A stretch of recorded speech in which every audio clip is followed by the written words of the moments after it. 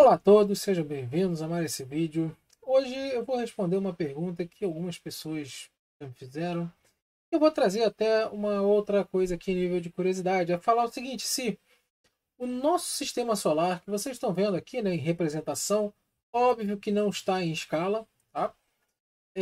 Se nosso sistema solar, ele um dia, ele vai implodir.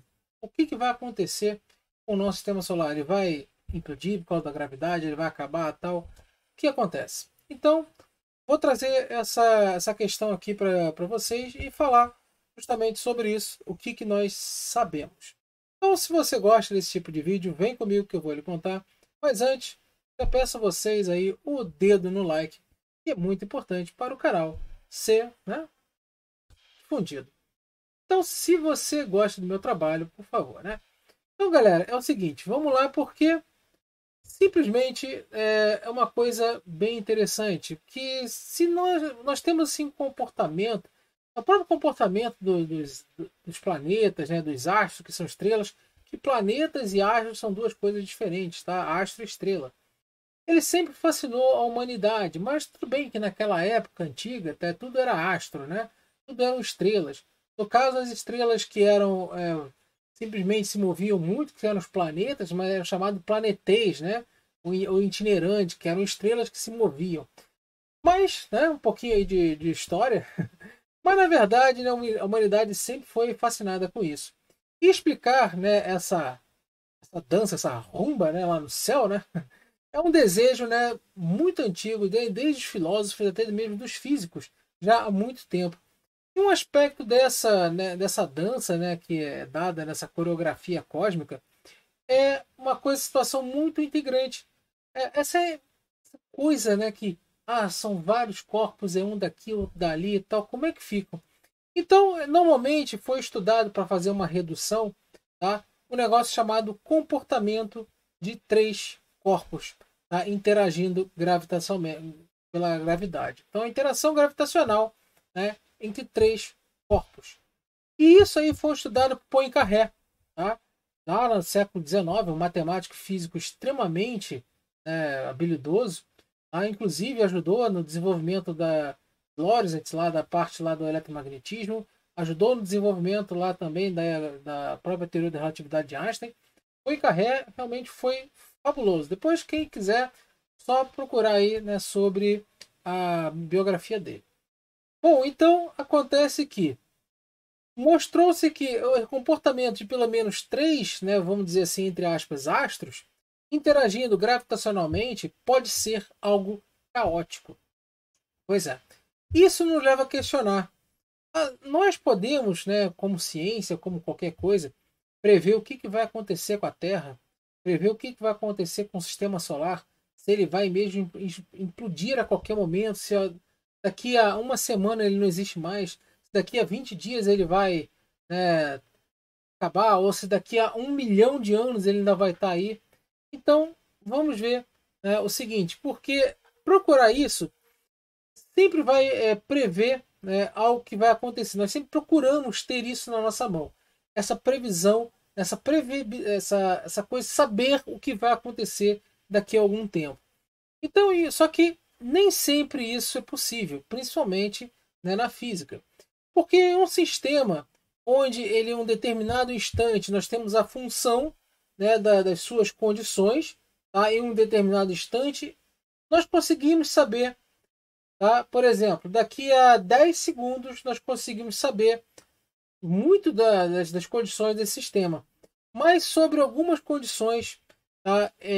Um sistema a gente só consegue saber como ele vai estar no instante imediatamente anterior ao que ele está no momento. Tá? Então, por exemplo, nós podemos prever a posição né, de um objeto, né, dependendo de sua velocidade, seu tamanho e tal, aí já entra sempre dependendo, né? Em um determinado instante a partir da sua posição e velocidade, né, no instante anterior. Tá?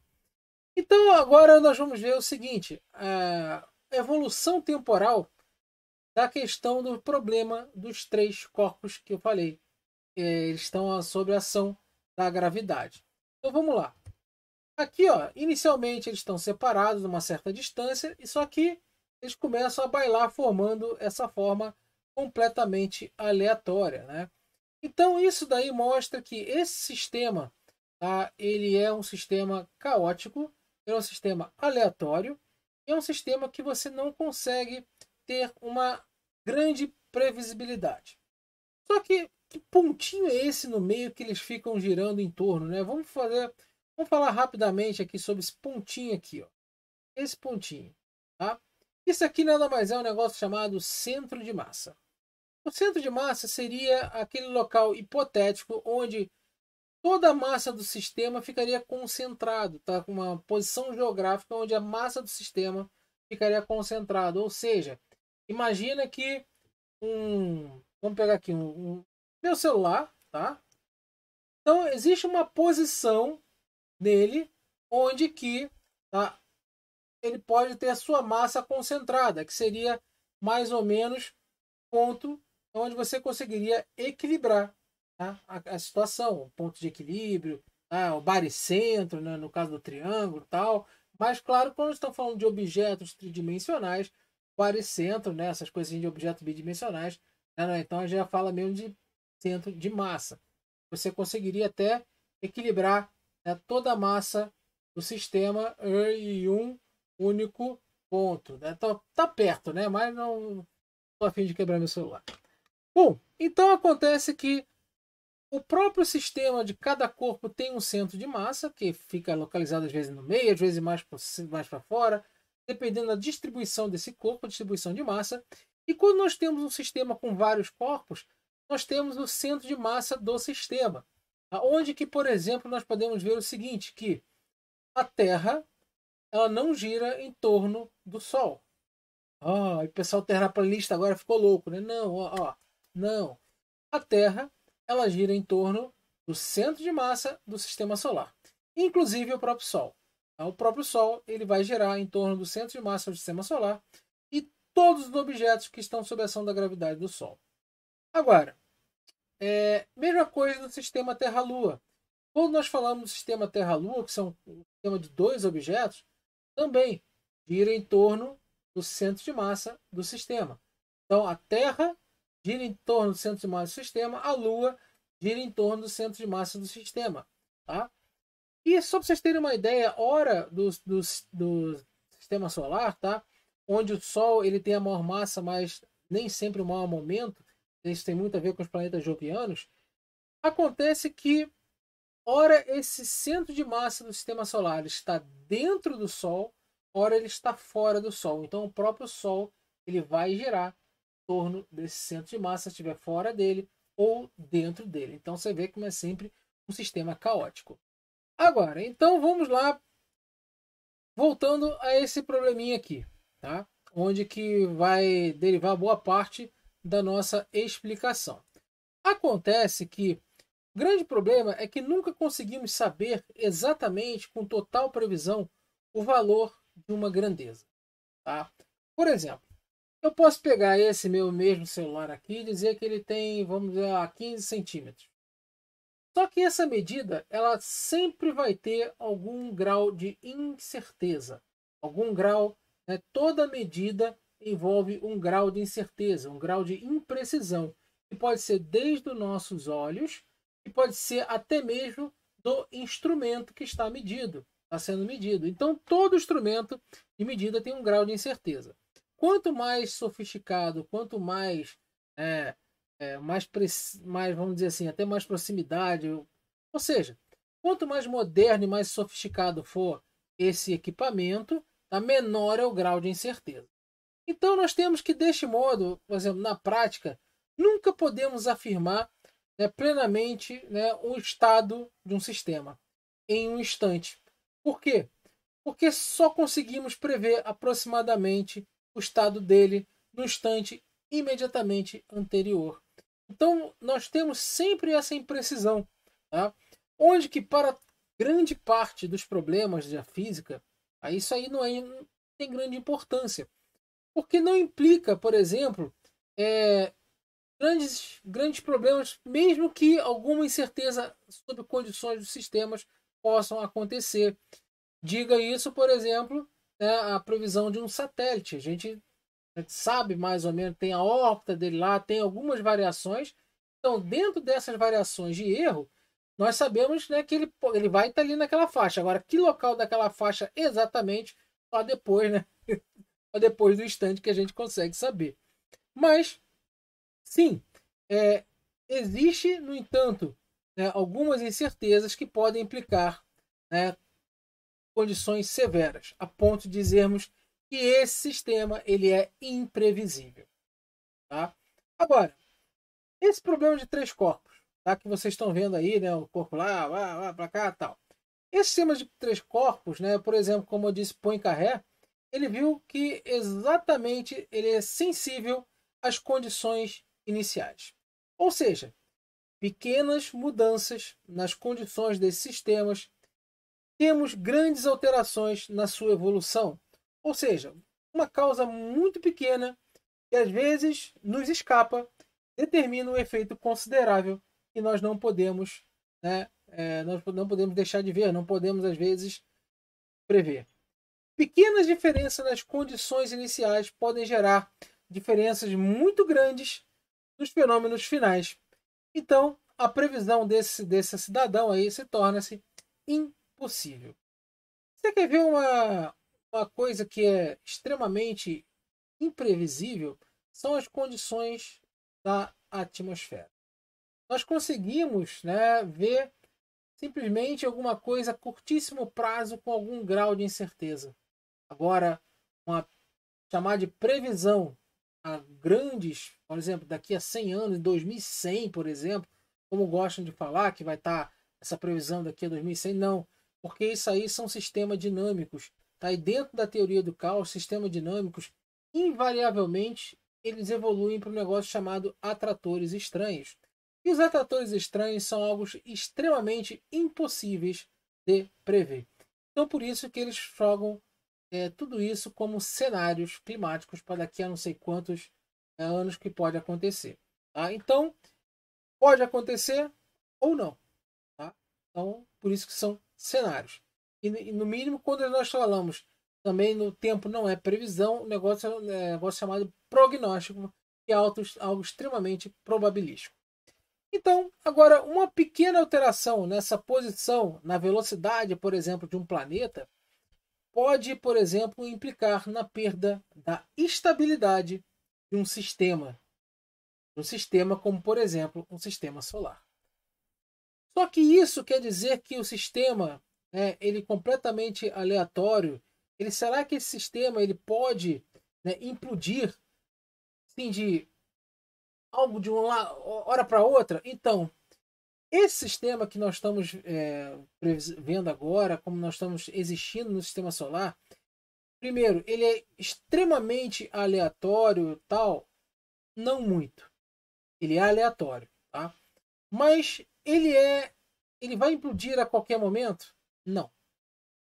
Mas vamos dizer o seguinte, que o sistema, tá, solar, ele não é composto apenas de três corpos. E três corpos já é impossível de você fazer uma previsão, né, como ele vai estar daqui a muito tempo, ele se torna completamente previsível. Só que aí ele já entra num sistema de N corpos. Aí, meus amigos, a parte do caos é extremamente desordenada. Nós conseguimos, por exemplo, saber, para fazer uma janela de lançamento da Terra para Marte, porque nós estamos restringindo o sistema. Nós estamos vendo a posição, de um para o outro. Então você tem uma janela de lançamento para poder ter a menor distância possível para chegar a esse planeta. A mesma coisa a Lua, só que a janela da Lua é muito maior, tal, né? Agora, quando nós estamos falando de coisas, imagina, não só os planetas, mas os cometas, os asteroides, as luas, tal, ou seja, tudo isso, né, pode ter alguma implicação.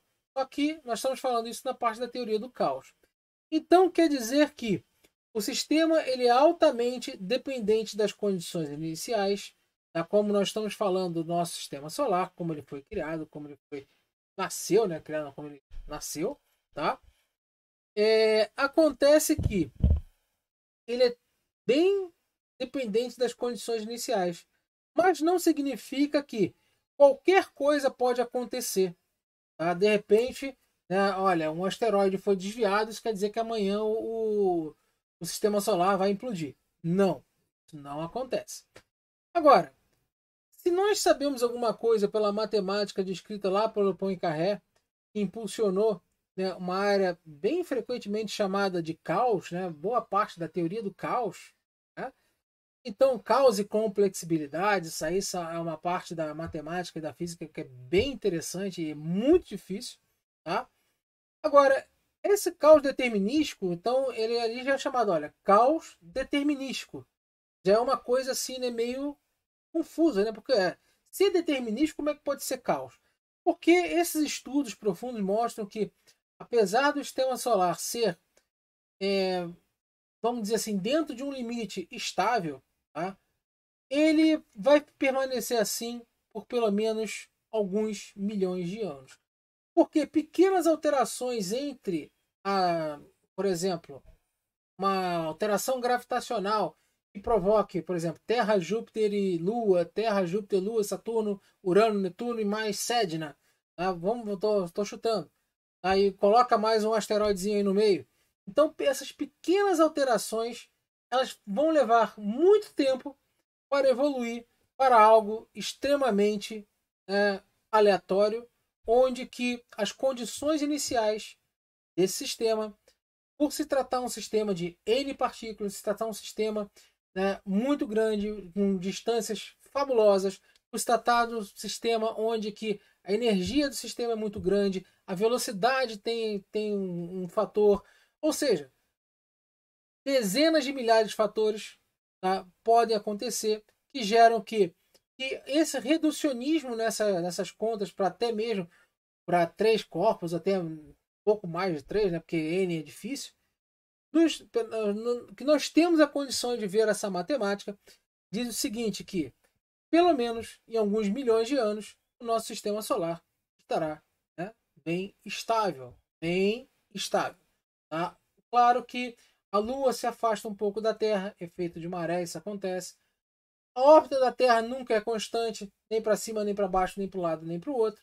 Então, essas diferenças, na hora que ela está mais para cá, a posição de Júpiter nunca é a mesma no mesmo lugar, então ela pode interferir, mesmo com Saturno, mesmo com Vênus. Tá? Então, nós temos pequenas alterações, inclusive na forma onde o centro de massa do sistema solar vai estar inserido, se vai estar dentro ou fora do Sol.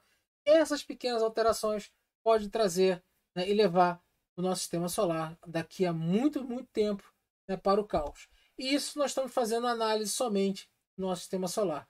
Não levei em consideração nada do entorno, ou seja, nada da nossa galáxia, da nossa Via Láctea, e muito menos de Andrômeda, que está vindo ao nosso encontro. Ou seja, vai implodir amanhã, nos próximos anos, daqui a 1000 anos, daqui a 10 mil anos? Não. Mas daqui a alguns milhões e milhões de anos, não se sabe. Torna algo imprevisível. Mas aí, né, já é algo fora da escala de tempo, né, do Homo sapiens, nós como espécie. E eu espero até lá que se for acontecer, né, uma implosão desse sistema solar, nossa espécie já tenha tecnologia para se mandar daqui. Beleza? Então é isso aí, espero que tenham gostado. Gostou? Né? Já deixa o dedo no like e vou te dar uma dica. Né? Aquela dica, né, de boa. Esse videozinho aqui, ó, que você está vendo aqui do lado, dá uma olhada lá e vê se gosta. E se gostou, né, comenta lá nele. Valeu? Um forte abraço para vocês. Até a próxima.